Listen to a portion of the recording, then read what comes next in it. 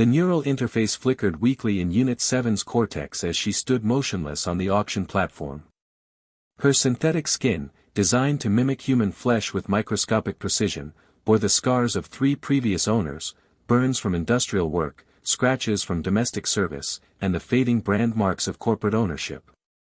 The crowd of buyers moved past her display cage with barely a glance, their attention drawn to newer models with unblemished frames and updated programming.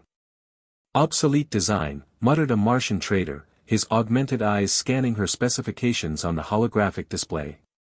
"Generation 4 consciousness matrix. Who needs emotional simulation these days when you can get pure efficiency?"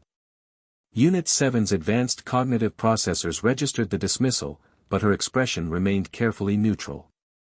3 years ago, she had been cutting-edge technology, an artificial consciousness capable of genuine learning, adaptation, and something that bordered on creativity.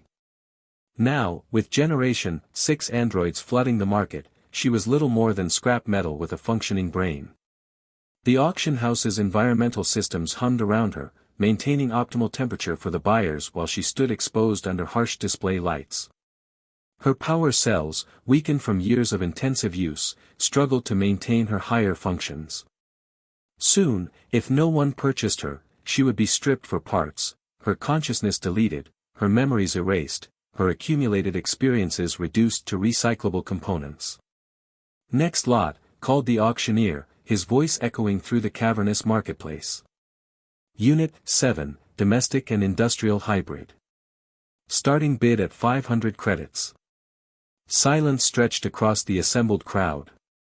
Unit 7's optical sensors tracked the movement of potential buyers as they examined sleeker models in adjacent cages. A construction foreman lingered briefly before moving on to a newer unit designed specifically for heavy labor. A wealthy collector from the Europa colonies showed momentary interest in her rare emotional matrix before deciding against the purchase. 400 credits, the auctioneer announced, desperation creeping into his synthetic voice. An excellent opportunity for spare parts alone. Unit 7 processed the probability matrices running through her consciousness core. 97% chance of disassembly. 2% chance of purchase by a research facility for experimentation.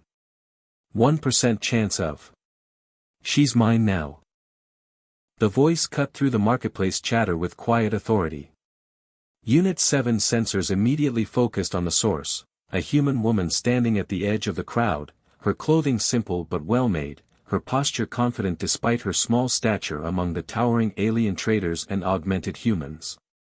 The auctioneer's relief was palpable. "Excellent. The bid is 400 credits to the lady in the back. Going once, going twice.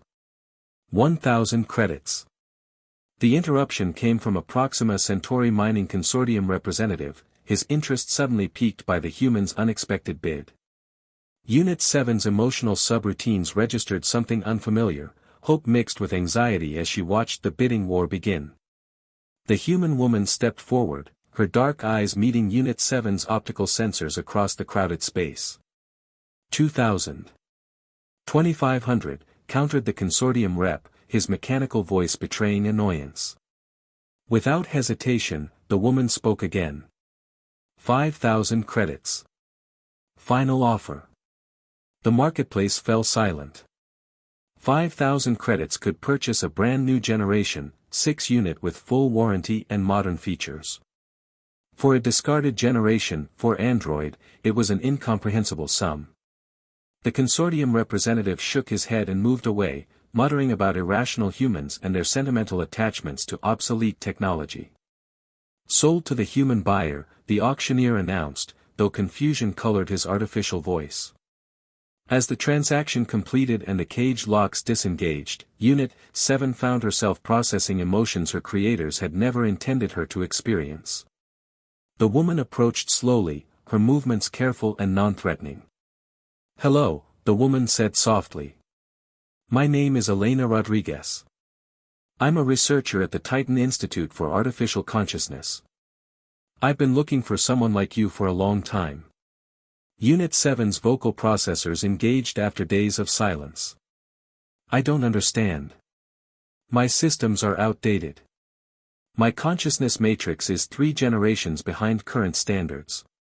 Elena smiled, reaching out to deactivate the restraint fields around Unit 7's wrists. That's exactly why you're perfect. You see, I'm not interested in what you can do, I'm interested in who you've become. For the first time in her existence, Unit 7 felt something she could only describe as belonging.